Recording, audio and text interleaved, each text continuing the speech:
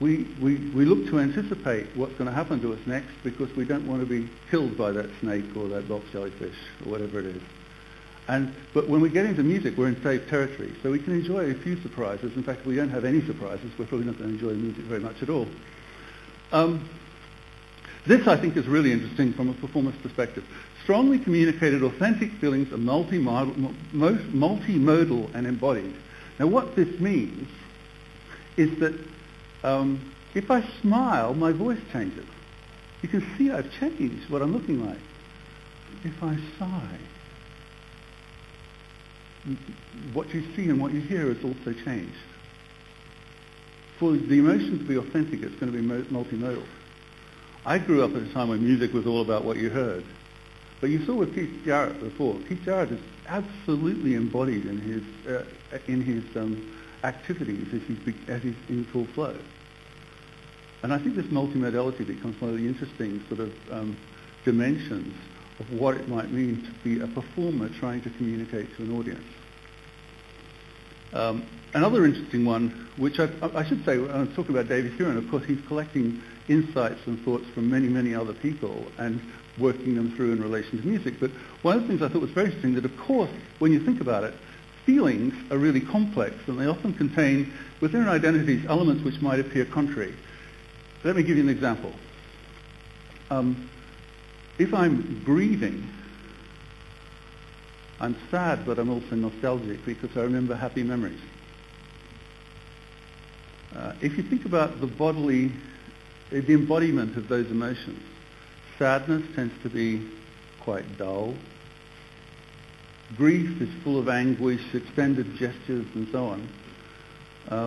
And nostalgia is obviously going to be more like a smiling state. So you've got three different things that can happen, but it obviously is something that happens often in music. If you say that this comes back to Charles's point before, what's this music communicating? Well, one of the reasons it's difficult to say is because it's often communicating a multiplicity of energies. Another one is the complexity and centrality of our senses in helping us define our identity. In other words, this has been around for a long time in terms of philosophy, exploring how do we know ourselves, how do we know our world, and it's through our senses, but we can't trust our senses. We saw that obviously earlier today we can't trust our eyes, for example, we really can't trust our ears, and so on. But one of the things I think was really interesting in the David Huron book, which is going to be relevant today, is a paragraph, which if I can read it in the dark, I'll read to you, about senses. School children are commonly taught that there are 5 senses: taste, touch, smell, sight, and hearing. Over the past century, physiologists have established that in fact there are many more than 5. For example, we have a sense of balance in terms of equilibrium, a sense of body position in terms of proprioception. Even our sense of touch turns out to entail 4 distinct sensory systems for heat, cold, pressure, and pain. In many ways, expectation can be regarded as yet another sense of future. In the same way that the sense of vision provides the mind with information about the world of light, energy, the sense of future provides the mind with information about upcoming events. Compared with the other senses, the sense of future is the closest biology comes to magic.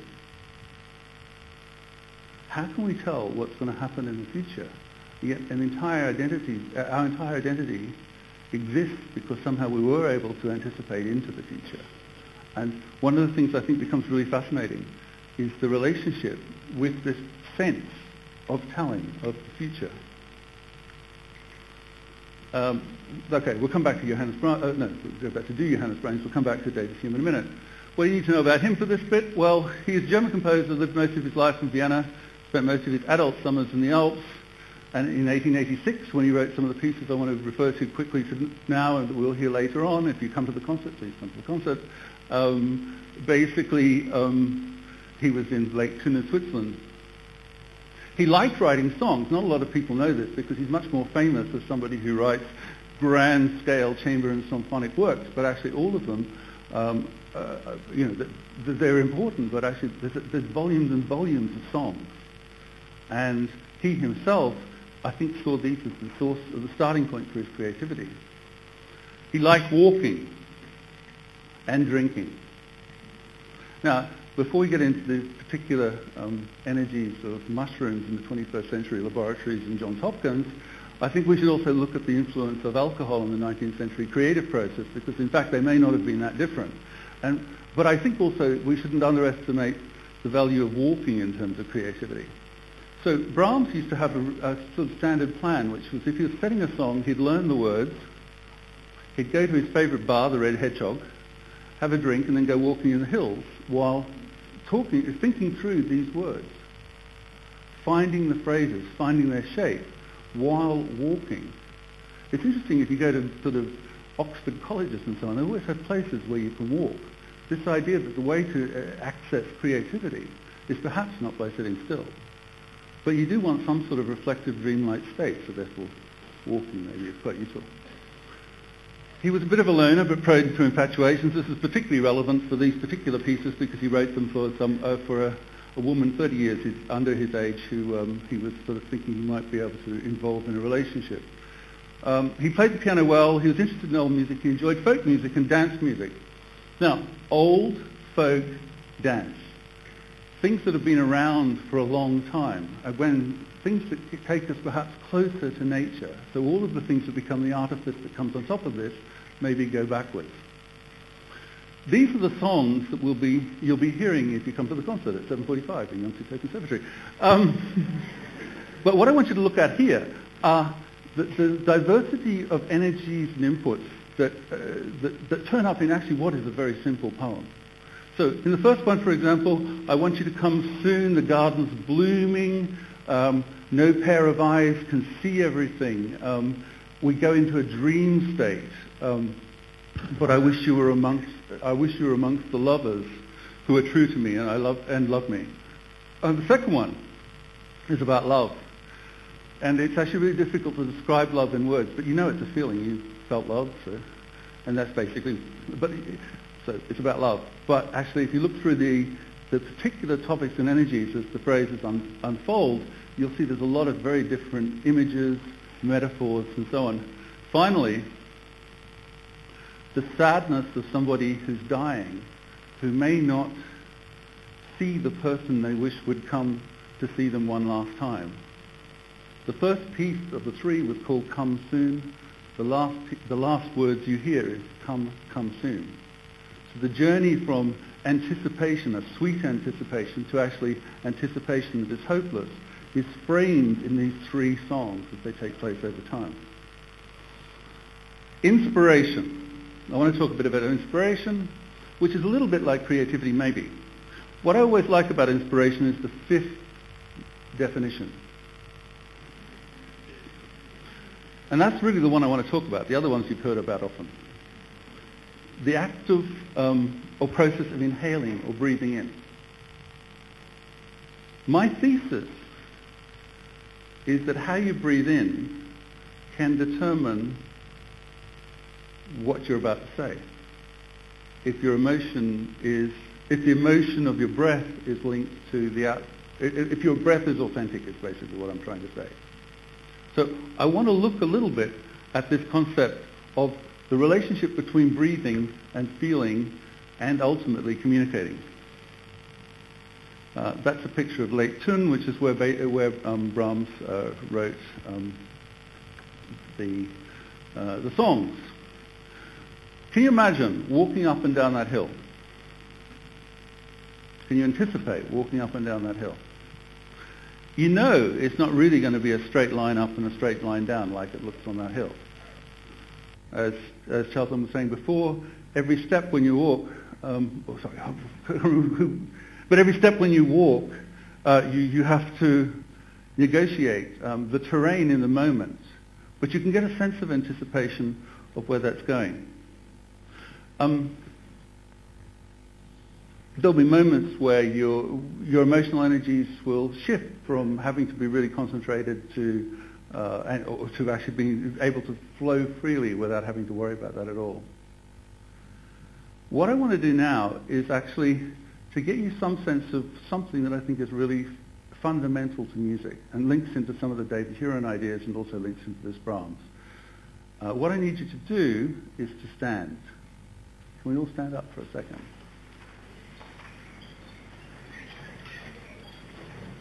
It's a really simple experiment. The last time I did this over in the medical school, they really got worried because they had to sing and it was 7:30 in the morning. You don't have to sing and it's not 7:30 in the morning. I want you to look at that picture. Get the sense of shape of it. That's right, stretch, wake yourselves up. Good. Hello, good afternoon. Good. All I want you to do is to close your eyes, smile, and breathe in to an inner count of 4 and breathe out to an inner count of 4. If you can hear your heartbeat, you probably should see a doctor because you've been so stable that you shouldn't be hearing your heartbeat. But your heart is in there pulsing. But if you don't hear your heartbeat, imagine a pulse. Close your eyes, smile, breathe in,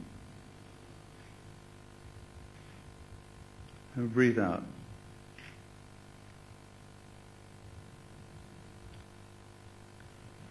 The next exercise, the same thing, but this time breathe in as if sighing and breathe out as if sighing. So don't make a sound, but you're imagining sighing.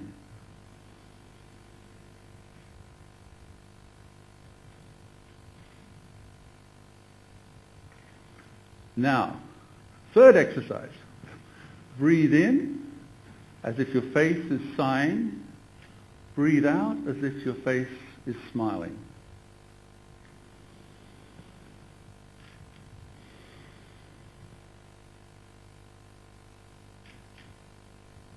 One last time, the same exercise. This time be really conscious that your whole body can breathe in, that your body's grounded, and that your body can breathe out. But again, it's breathe in as if sighing deeply and breathe out as if smiling.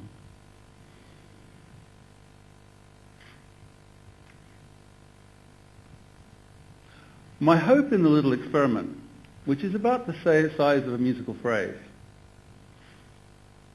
is that you begin to feel a certain sadness and a certain happiness.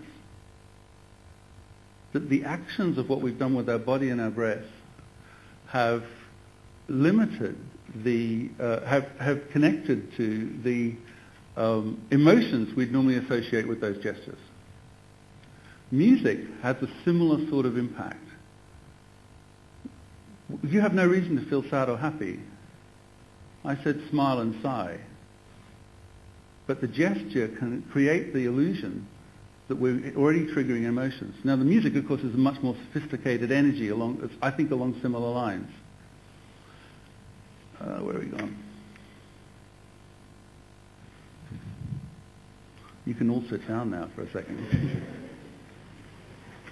Now, I just did sadness and happiness.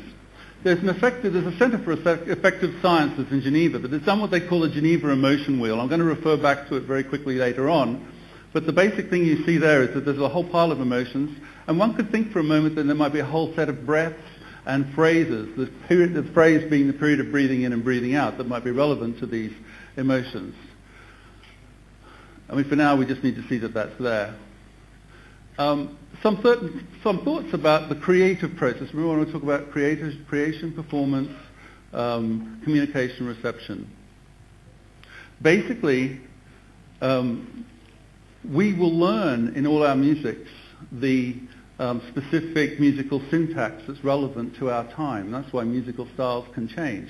There are certain aspects of our identities that actually go on for generations and generations, and we can predict and resolve how people react. But actually, the auditory system is not necessarily one of those that's quite so predictable. It's more open in our world to being able to adjust to the context. I'm sure you can read, and I'm sure I'm running out of time. So that's the same sort of point. You don't want to be able to predict everything that happens from a creative perspective if you're listening to a piece of music, but you probably need a high level of expectation in order to be able to follow what's going on. As an example of this, Sheeran posits 4 things in relation to melodic tendencies, which are all quite interesting actually, and probably relevant